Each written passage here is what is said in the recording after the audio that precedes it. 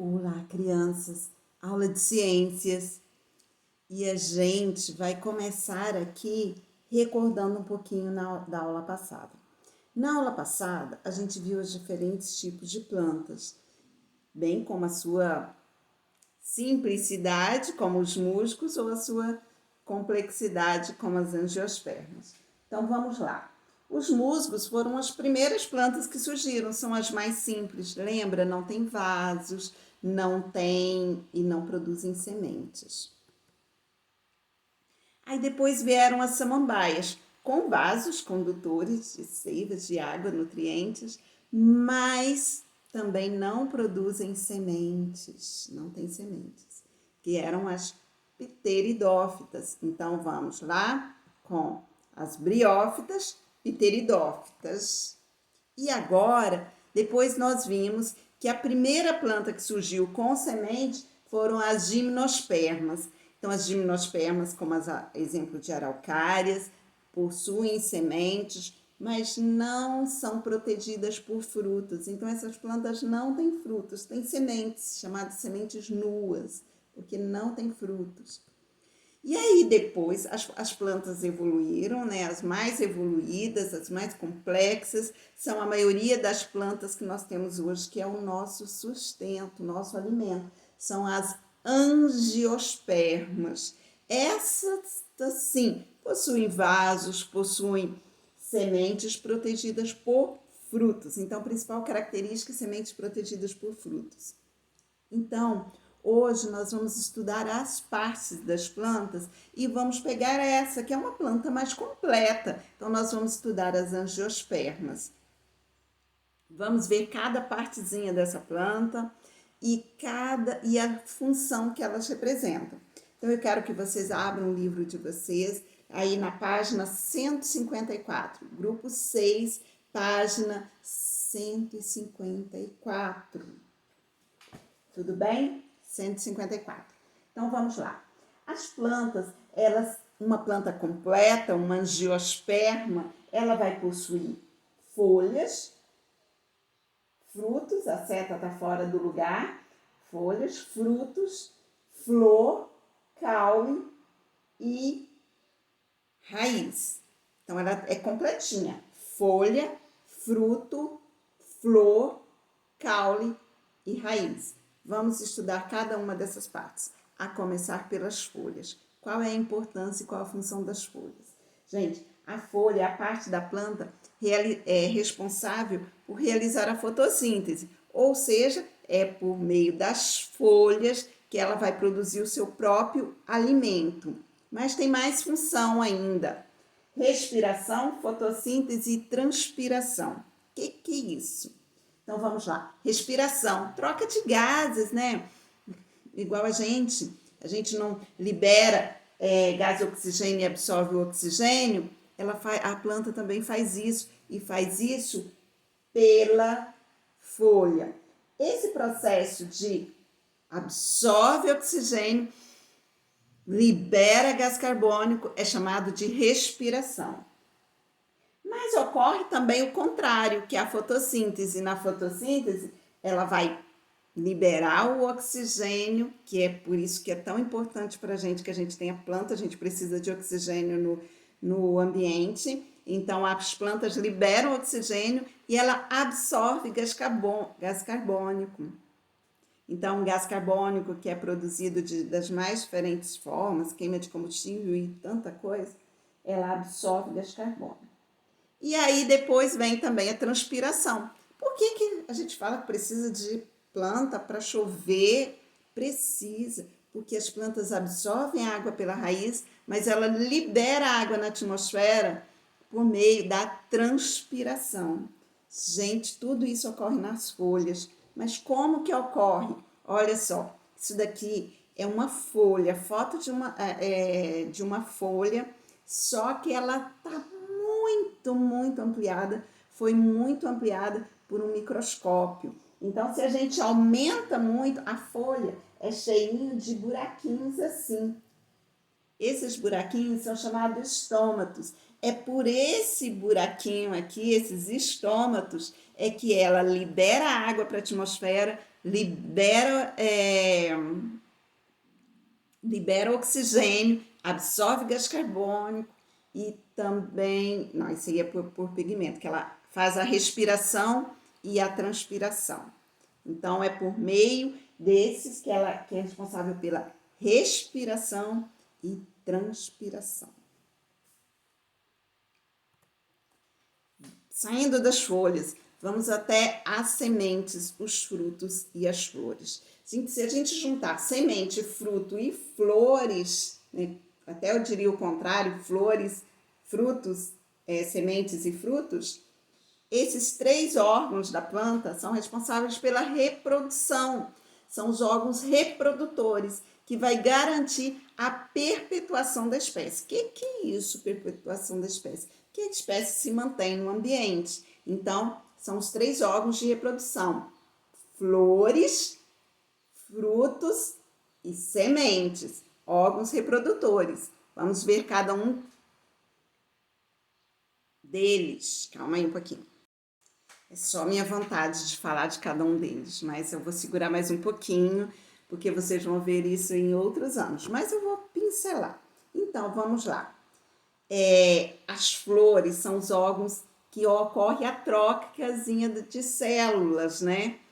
Que tem o pólen. Aí, quando ela é fecundada, o que ocorre? Começa a desenvolver o fruto ali, né? Ele fica carnoso, aquela flor ele vai se tornar mais carnosa e ali forma o fruto. Na flor, ela perde as pétalas, mas tem uma partezinha dela que ela vai ficando espessa e forma o fruto. Lá dentro é formada a semente. Por cada célulazinha fecundada é formada a semente. Então, vamos lá, parando por aí. Então, forma esse complexo que é responsável pela reprodução. Nas sementes tem toda a informação necessária. A gente não tem, em cada célulazinha do nosso corpo, a gente não tem as informações responsáveis pela cor do nosso cabelo, pela cor dos nossos olhos, pela cor da nossa pele e tudo. Por isso que a gente é parecido com os nossos pais. Então, lá na planta, essa informação também está guardada dentro das sementes. Então, vamos lá. Vamos passar para o caule. O caule transporta água e sais minerais absorvidos pela raiz. Então, vocês aprenderam nas séries anteriores que o caule, ele é o que dá o sustento, ele que segura a planta ali, né? Então, os órgãos superiores, né, como frutos e folhas. Muito bem. Mas, além disso, ele tem uma outra função. Ele vai transportar. Imagina lá numa planta, a água e os nutrientes são absorvidos pela raiz, a gente sabe disso. Então, só que ela tem que chegar lá em cima para formar flores e frutos e sementes, né? Ele tem que nutrir folhas também, que são importantes na manutenção da planta e para nós também. Então, como que isso chega lá em cima? Por meio dos vasos que tem lá no caule. Então, o caule, quando a gente corta aquela madeira retinha, não é bem daquele jeito. Se a gente ampliar no microscópio muito grande, ela é desse jeito aqui, ó, cheia desses orifícios aqui, que são os vasos condutores. Então, quando eu falei que as briófitas não possuem vasos condutores, elas não possuem isso daqui, ó, não tem vasos, certo? Mas as angiospermas que a gente está falando, tem vasos, e esses vasos estão presentes no caule e servem para conduzir água e sais minerais. E chegamos então agora nas raízes. As raízes, elas ajudam a fixar as plantas no solo, na terra. Então, se não houvesse essas raízes, a planta facilmente ela tombaria. Então, enquanto maior as raízes, mais fácil é de conduzir, de fixar essa planta no solo. Então, só que a função não é apenas fixação, ela é responsável pela absorção de substâncias essenciais. Quais são essas substâncias? Água e sais minerais. Então, a água e os sais minerais que são transportados pelo caule, na verdade, elas são absorvidas pela raiz. Onde que elas estão, essas substâncias? Lá no solo. Então, conduzem as substâncias e atuam também como reserva. Você come raiz? Claro, eu como. Batata, né, os tubérculos, a cenoura e várias outras que são comestíveis. Então, ela também tem reservas. O aipim. Vamos lá. Então, a gente tem diversos tipos de raízes. Temos raízes aéreas, por exemplo, as orquídeas, elas não são plantas aéreas, essas raízes, elas se desenvolvem não no solo, são raízes aéreas. Adventícias, pivotantes, como a cenoura, tuberosa, como as batatas, o aipim. Então, isso daqui é só mesmo para mostrar para vocês como as raízes são, os diferentes, que existem vários tipos de raízes. Só mesmo para mostrar. Então, vamos recordar tudo que a gente estudou nessa imagem do livro aqui? Então, vamos lá. A folha realiza as trocas gasosas da respiração entre planta e ambiente e com a fotossíntese produz o alimento que a planta necessita para sobreviver, além da transpiração.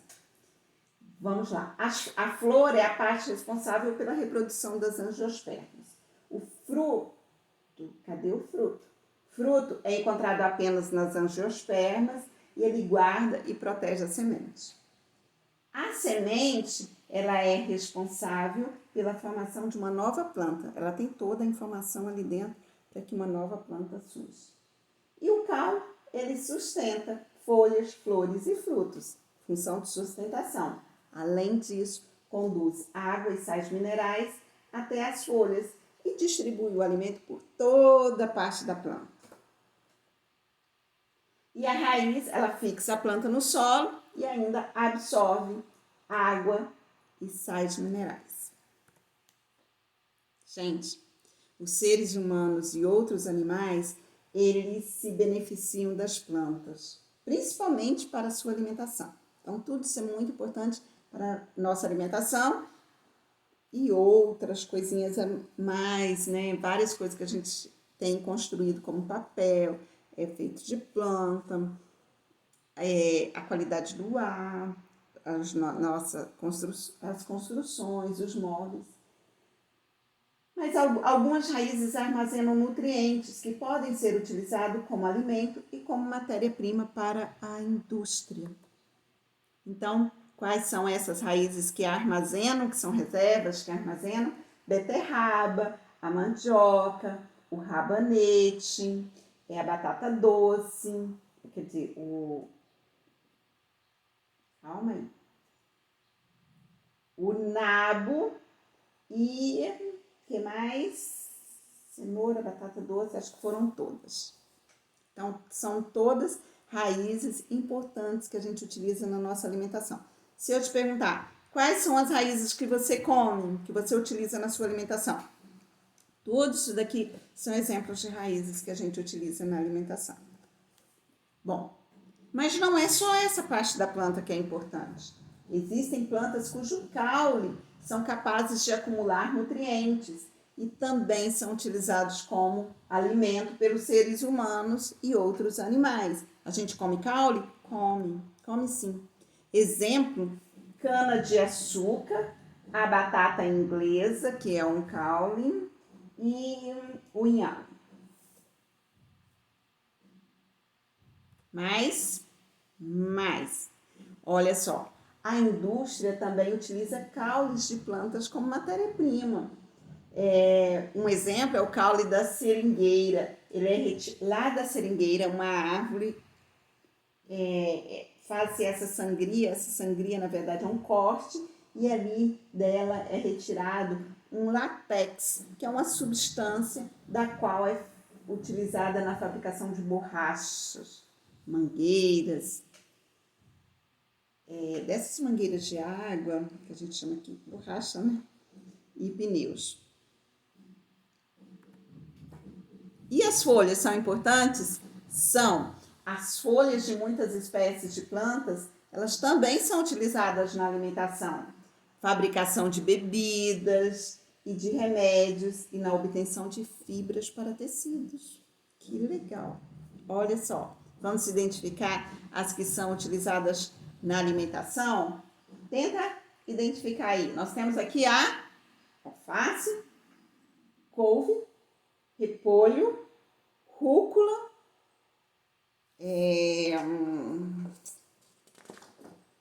calma aí, a selga, e aqui embaixo nós temos o